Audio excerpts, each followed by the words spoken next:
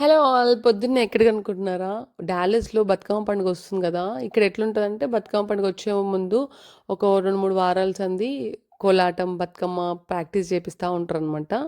నేనైతే అన్ని practice సెషన్స్‌కి miss అయినా. ఇది లాస్ట్ ప్రాక్టీస్ సెషన్ అనమాట. సో, పొద్దుగాలే వర్కౌట్‌లా ఉంటది గదా! నాకు కూడా మంచిగా అనిపిస్తదని ఎళ్తున్నాననమాట. నేను చిన్నగున్నప్పుడు ఎట్లా ఉంటుండే మేము ప్రతి పండుగ ఊర్లో చేసుకునేటోళ్ళము.